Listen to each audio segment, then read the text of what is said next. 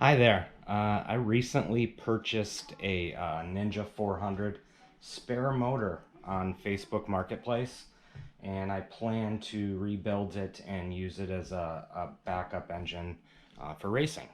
So I thought it'd be a good idea to actually do a couple videos of just some of the teardown, which will also coincide with some of the maintenance stuff that you do along the way as well.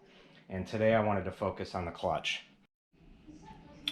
So starting off, the first couple things we need to do before we even crack into this, um, first and foremost would be to get one of these service manuals. All the information that's in there, I mean, you have tolerances, torques.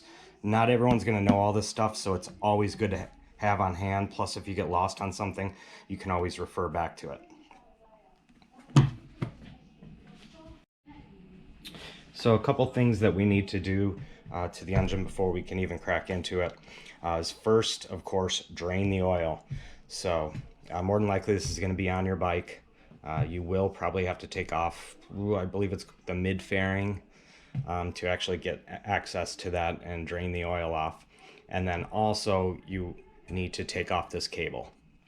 So the best way to take this off would be actually at the clutch lever. You're just going to screw in the screw that holds the cable in place, and that'll give it some slack, and then you're able to actually pull it out of here. Now that we've got the oil drained out of it, I'm going to look at all of the bolts that we're going to be taking off and figure out a way that I'm actually going to store these. So some people will actually get a piece of cardboard, outline the case cover, and then put the corresponding bolts into the hole so you remember which holes they went into. I know that all of these bolts are the same size except for these two and the ones that hold this bracket. So I usually just throw them in a Ziploc bag, and then I'll Sharpie label them, and then I kind of refer back to them later on. I live at the beach, so a lot of salt in the air and corrosion's an issue. So that's the way that works for me. Obviously, you can go the solo cup route as well, where you just collect everything in solo cups. Another thing I wanted to point out is one of the bolts on the end has a little dot on it. This one actually has oil behind it, so it will need to be sealed with the thread locker. I believe they put on the red thread locker on there, but you'll be able to tell there's a little dot on the end there, so you'll know that that one always goes here. Okay, enough talking. Let's get into this thing.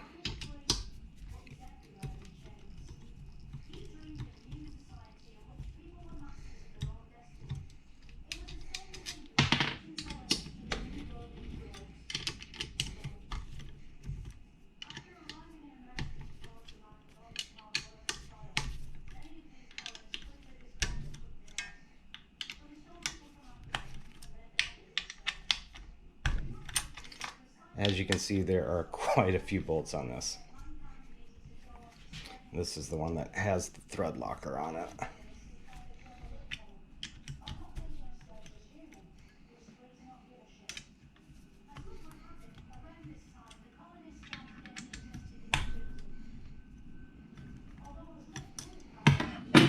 All right. This is a 8mm socket, by the way.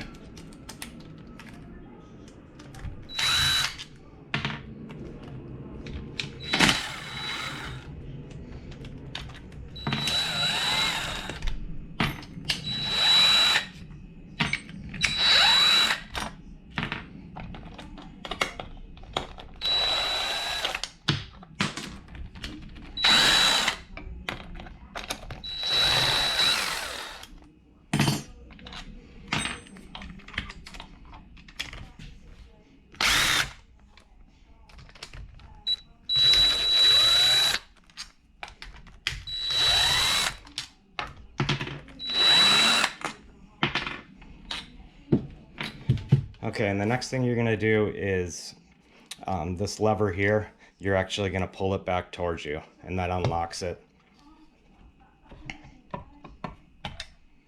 And there we go.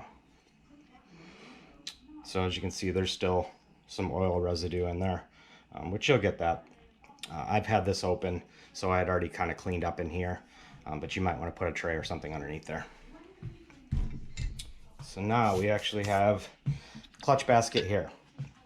So one of the good upgrades that I did before the race season was actually replacing these springs in here, because they are softer. After all, I mean, Ninja 400 is a commuter bike basically. So I found online that the springs to replace them with are by EBC, and they're actually, I believe they're for a Gixxer 600 maybe. But there is the part number. It's 15-17101, and I'll put a link down in the description as well. But that's a really good upgrade. It really helped me with my starts, and you just didn't get, you had a lot less of a popping out of gear or, you know, slippage. So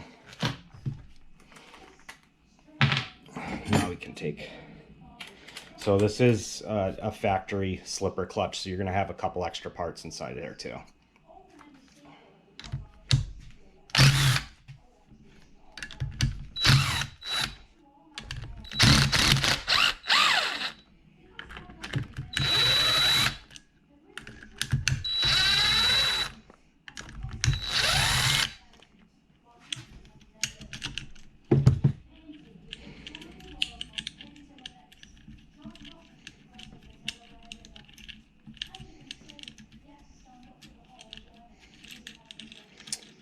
So now you can see if you just wanted to change those springs out, it's as easy as that. Pop in the new ones, screw it back down, torque it to spec. So now pull the springs out, pull the pressure plate out, and then there's also a bearing inside here. And then this thing, which has a really technical name, it's called a pusher. And the big thing with these is the 2018 models. They were actually a different dimension, so you got more slippage and more clutch problems, and they fixed that for, I believe, the 2020 model year. So what a lot of people are doing is just going ahead and ordering the upgraded 2021 and putting it in there. And I'm not sure what year this came off of, so I think I'm gonna have to measure this against the one I have in my bike.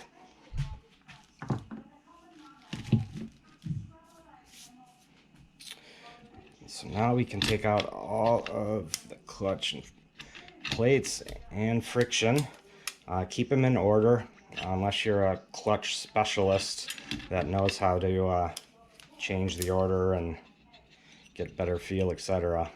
I would not mess with them. This is also a spring, it's part of the slipper clutch thing. And then what I tend to do, that was just the bearing out of there, is I'll go ahead and zip these together. I'm not sure if I'm going to use these. I might put an aftermarket slipper clutch in, but just in case, they're actually in pretty good condition. So